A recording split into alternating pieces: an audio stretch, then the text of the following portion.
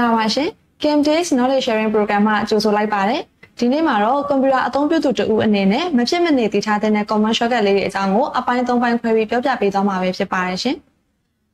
ပထမဦးဆုံးအနေနဲ့ကွန်ပျူတာအသုံးပြုတဲ့အခါအလုံးမြန်ဆန်စေပြီးတော့မှအချိန်ကုန်သက်သာစေဖို့အတွက်အရန်အသုံးဝင်တဲ့ shortcut လေးတွေအကြောင်းကို sharing လုပ်ပေးသွားမှာပဲဖြစ်ပါတယ်ရှင်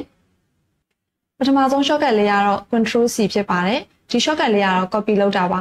စာသားတွေပုံတွေကိုcopy ကူးယူလို့တဲ့အခါမှာအသုံးပြုပေးရတာပဲဖြစ်ပါတယ်။ copy ကူးယူလို့တဲ့အကြောင်းအရာအချက်လက်တွေကိုရွေးချယ်ပြီး Control C နှိပ်ပြီးကူးယူနိုင်ပါတယ်။ဒုတိယ shortcut လေးကတော့ Control V paste ကူးထည့်ခြင်းပဲဖြစ်ပါတယ်။ copy ကန့်လုပ်ပြီးတိုင်းပြန်လည်အသုံးပြုလို့တဲ့နေရာမှာ Control V နှိပ်ပြီးပြန်လည်နေရာချပေးလို့ရပါတယ်။တခုတည်းထားမှာက copy ကန့်မလုပ်ထားရင်တော့အသုံးပြုလို့မရပါဘူးရှင်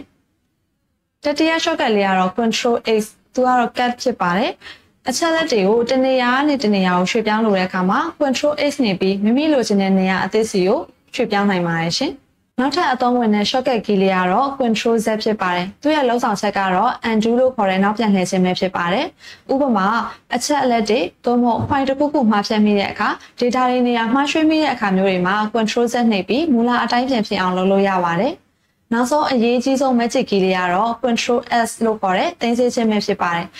အလုံးလုံးနေရင်မိမိရဲ့အရေးကြီးတဲ့အချက်လက်တွေကိုမပြောက်ပြတ်စေချင်မှုဆိုတော့ Control S လေးကိုအမြဲသုံးပေးရပါမယ်။သူကတော့ save ရဲ့ shortcut key လေးပဲဖြစ်ပါတယ်ရှင်။ဒုတိယပိုင်းအနေနဲ့ကတော့ Windows အသုံးပြုသူတိုင်းသိထားတဲ့ shortcut လေးတွေအကြောင်းကိုမျှဝေပေးသွားမှာပဲဖြစ်ပါတယ်။ပထမတစ်ခုကတော့ Windows L ပါ။ကွန်ပျူတာကိုချက်ချင်း lock screen ဖြစ်ပြောင်းလဲဖို့အတွက်အရန်အသုံးဝင်တဲ့ shortcut လေးပဲဖြစ်ပါတယ်။နောက်တစ်ခုကတော့ Windows E ပါ။သူကတော့ File Explorer ကိုချက်ချင်းဖွင့်ပေးတဲ့ shortcut လေးပဲဖြစ်ပါတယ်။နောက်တစ်ခုကတော့ Order Tab ဖြစ်ပါတယ်။လက်ရှိဖွင့်ထားတဲ့ Windows application တွေကိုတစ်ခုနဲ့တစ်ခုအလွယ်တကူကူးပြောင်းချင်တဲ့အခါမှာအသုံးပြုနိုင်ပါတယ်။နောက်ထပ်ပြောပြမယ့် shortcut လေးကတော့ Order F4 ဖြစ်ပါတယ်။လက်ရှိအသုံးပြုနေတဲ့ Windows application တွေကိုချက်ချင်းပိတ်ပစ်ချင်တဲ့အခါမျိုးမှာအသုံးပြုနိုင်ပါတယ်။ဒီတစ်ခါ shortcut ကတော့ Windows Full Stop ဖြစ်ပါတယ်။စာရိုက်ရာတွင် emoji သို့မဟုတ်သင်္ကေတတွေအလွယ်တကူထည့်ချင်တဲ့အခါအသုံးပြုနိုင်တဲ့ shortcut လေးပဲဖြစ်ပါတယ်။နောက်ဆုံးတစ်ခုကတော့ Windows D ဖြစ်ပါတယ်။သူရဲ့အသုံးဝင်ပုံကတော့ဖွင့်ထားတဲ့ Windows application တွေအားလုံးကို minimize လုပ်ပြီး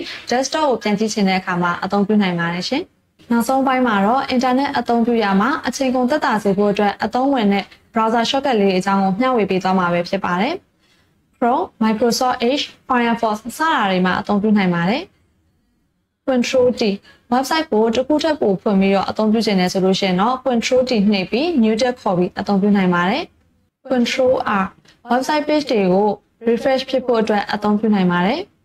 ။ Control Tab web text တွေအများကြီးဖွင့်ထားပြီးတစ်ခုနဲ့တစ်ခုအလွယ်တကူပြောင်းသုံးချင်တဲ့အခါအသုံးပြုနိုင်ပါတယ်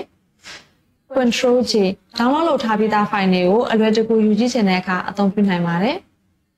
Function key F11 သူကတော့ full screen view ဖြစ်ပါတယ်။စာမျက်နှာအပြည့်ကြည့်တဲ့အခါအသုံးပြုနိုင်ပါတယ်ရှင်။ဒီနေ့ sharing ပြုလုပ်ပေးသွားတဲ့ shortcut လေးတွေကိုနေ့စဉ်အလုပ်လုပ်ရအတွင်းအလေးအကျင့်လုပ်ထားပါက